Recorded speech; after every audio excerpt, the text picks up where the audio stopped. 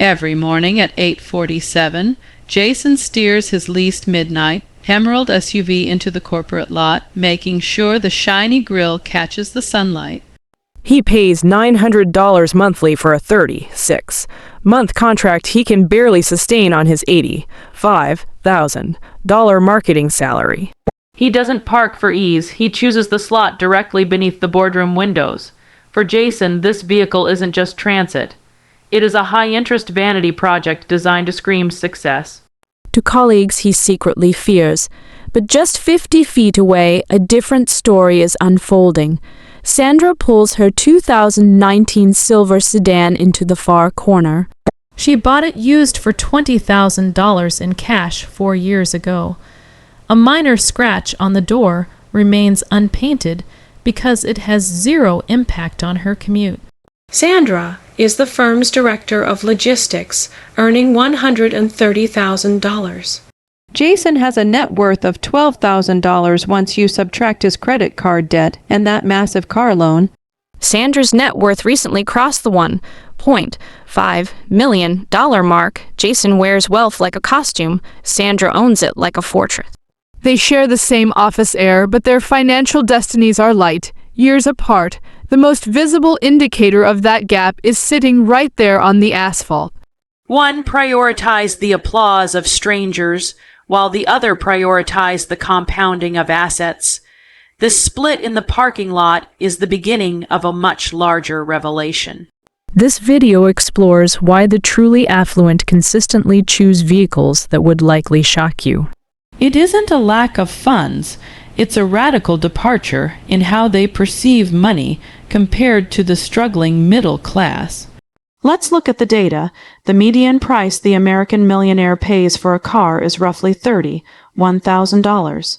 Even for those with $10 million in the bank, that number only climbs to $42,000. Contrast that with the average new car price in the United States, which has surged past $48,000. This means the typical worker is spending more on their driveway status symbol than the person with a 7-figure portfolio. Being rich is a private reality. Looking rich is a public expense. Research from major automotive groups reveals that 60% of households earning over $250,000 annually drive non-luxury brands like Fords or Hondas. These families could buy a fleet of Porsches, yet they choose the reliability of a Civic or an F-150. Only a small fraction of high earners actually opt for premium badges. In fact, the most common brand among the wealthy is Toyota. Mercedes and BMW don't even crack the top 3. Furthermore, less than a quarter of millionaires own a vehicle from the current year. Most drive cars that are 4 to 6 years old with significant mileage. They aren't avoiding luxury because they have to. They are avoiding it because they know cars are the ultimate wealth, threaders of the modern economy. Unlike a home which might gain value, a car is a bonfire for your capital. The moment you drive off the lot, 20% of your money vanishes. By the 5th year, nearly half the value is gone. Despite this, the average monthly payment has spiked to nearly $800.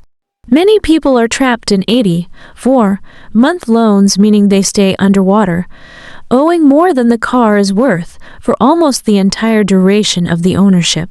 They are hemorrhaging cash into a metal box that is worth less every single day. Let's look at the math, because the math is where the dream dies for people like Jason. His SUV lease costs him over $30,000 over 3 years. At the end, he has zero equity. He just hands back the keys and signs up for another high payment because he's terrified of a downgrade in his social circle. Sandra, meanwhile, keeps her sedan for a decade. Her total cost, including maintenance and the initial cash buy, breaks down to roughly $300 a month. The $500 difference between her and Jason is the secret sauce of her wealth.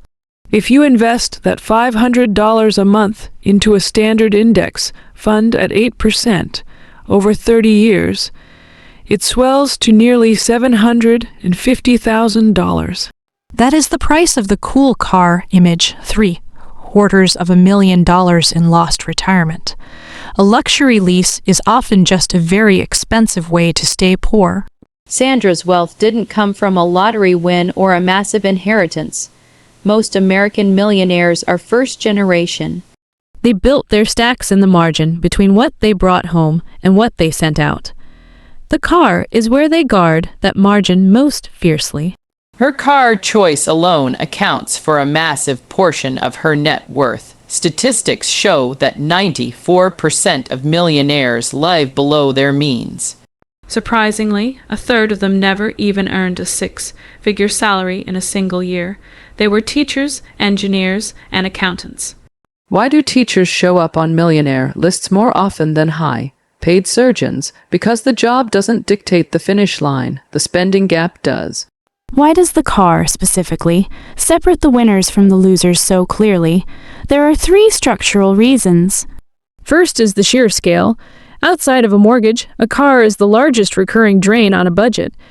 $800 a month is more than most people save for their entire future. You can skip every latte and cancel every streaming service, and it won't matter if you have $1,000 car note.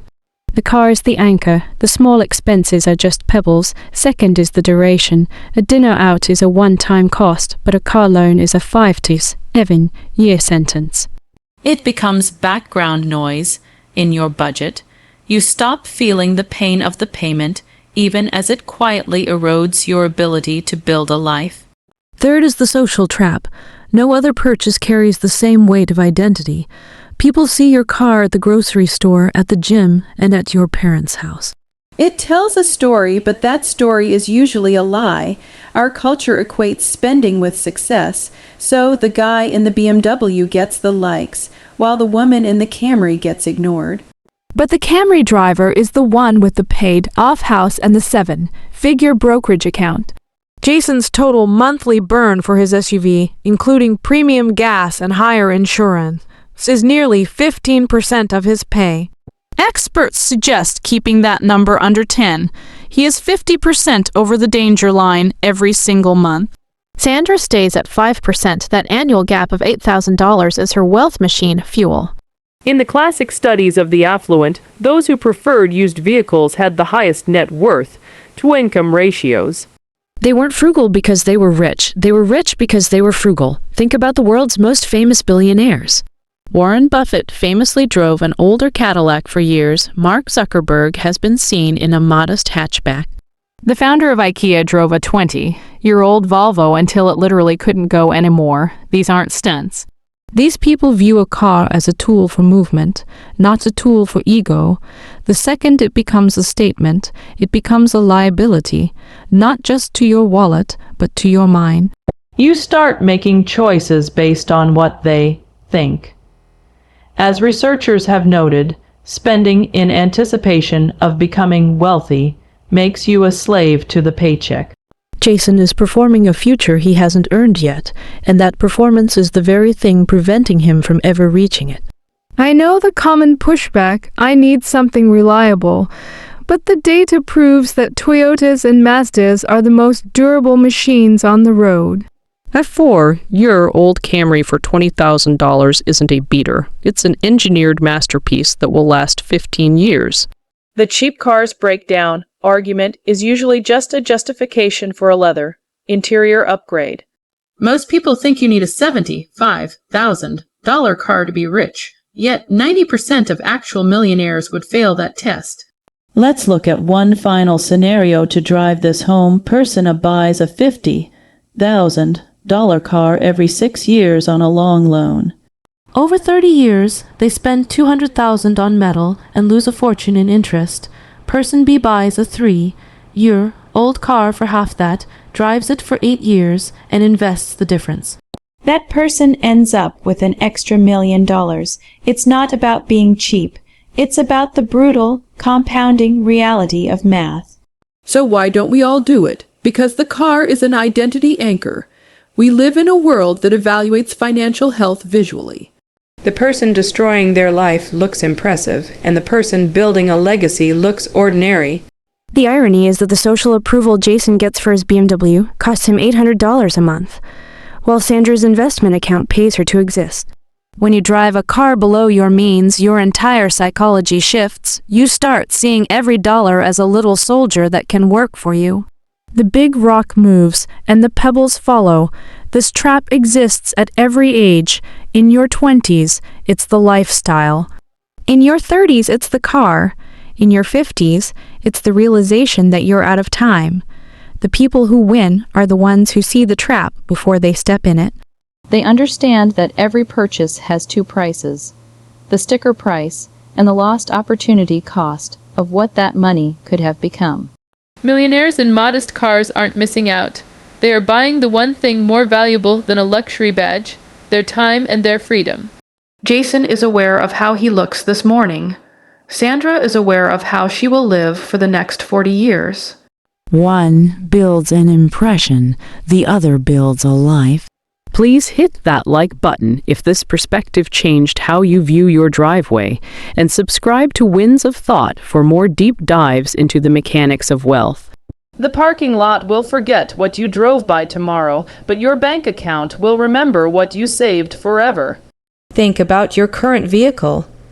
Is it a tool for your future or a tax on your potential? The answer to that question determines everything. Most people spend their lives working for their cars. The wealthy make sure their money works for them. Which side of the transaction are you on? It might be time to trade in the image for the reality. Thanks for watching.